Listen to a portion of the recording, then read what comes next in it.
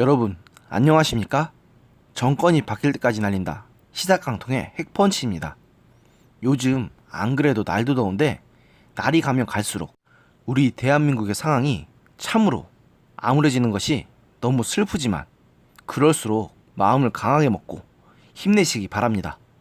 그래야만 내년 총선에서 나라를 바꿀 수 있지 않겠습니까? 오늘은 한번 막말과 망언에 대해서 얘기를 나눠보고자 합니다. 여러분, 어떤 발언이 막말 혹은 망언인지 그 기준은 누가 정한다고 생각하십니까?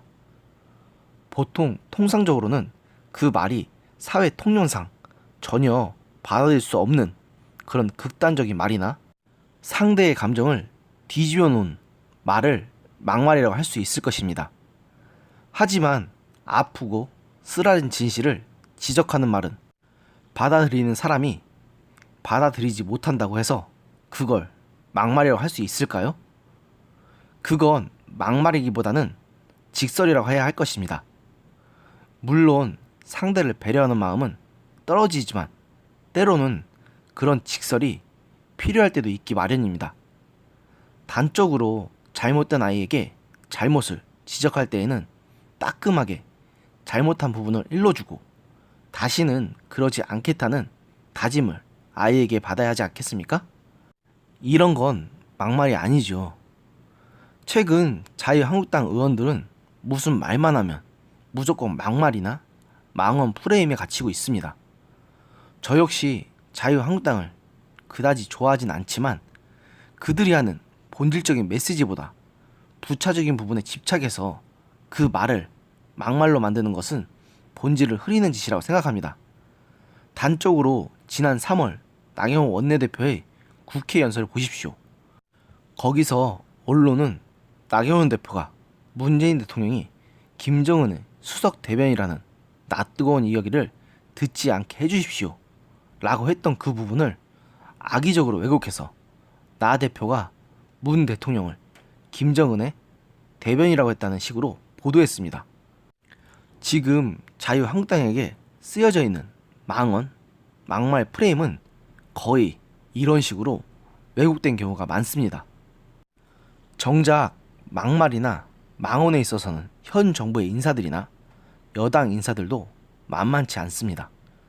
몇 가지 사례를 들어보면 지난 1월 말에는 김현철 청와대 경제보좌관이 한 간담회에서 취직이 안 된다고 헬조선이라고 하지 말고 아세안을 보면 해피조선이다 라고 말해서 천년천의 분노를 사는 발언을 했고 5, 60대를 향해 은퇴하고 산에만 가시는데 아세안 같은 데를 많이 가야 한다.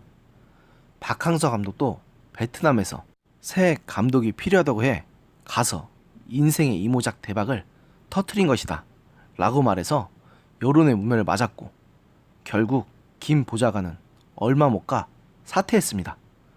또 지난 2월에는 민주당 서른 의원과 홍익표 의원이 20대 남성들의 지지율 하락이 민주주의 교육을 제대로 못 받아서 그렇다. 그들이 자라면서 반공 교육을 받아서 그렇다는 식으로 발언해서 큰 물의를 일으킨 바 있습니다. 그러나 이들은 사과는커녕 오히려 뻔뻔하게 자기들이 틀리지 않았다는 식으로 나왔고 흐지부지 묻혀버렸습니다.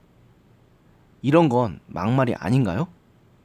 또 유시민 작가도 20대 남성들이 불만을 갖고 있는 부분에 대해서 우리가 군대도 가야 되고 여자들보다 특별히 받은 것도 없고 미혼인데 자기 또래 집단에서 보면 여자들이 훨씬 유리하단 말이에요. 자기들은 축구도 봐야 되는데 여자들은 축구도 안 보고 자기들은 롤도 해야 되는데 여자들은 공부하지. 모든 면에서 우리가 불리해. 이런 식으로 발언해서 20대 남성들의 분노를 산 바 있습니다. 하지만 유시민 작가 역시 이에 대해 어떤 해명도 하지 않았습니다. 이런 걸 보면 도대체 막말과 일침의 기준이 뭔지를 알 수가 없습니다. 현 정부에 반대하고 비판하는 사람들이 조금 수위가 높거나 거친 표현을 쓰면 무조건 막말이라고 정해야 하는 겁니까? 그럼 정부를 조금만 비판해도 무조건 막말이라면 당신들이 지난 정부에서 온갖 입에 담기도 힘든 표현을 써가며 이명박, 박근혜 대통령과 당시 정부 인사들에게 비난했던 건 뭡니까? 이건 정당한 비판이었고, 이건 막말이라는 건 아무리 봐도 이해할 수 없는 이중잣대일 뿐이라는 것을 부디 명심하시기 바랍니다. 오늘의 영상은 여기까지였습니다. 들어주셔서 감사합니다.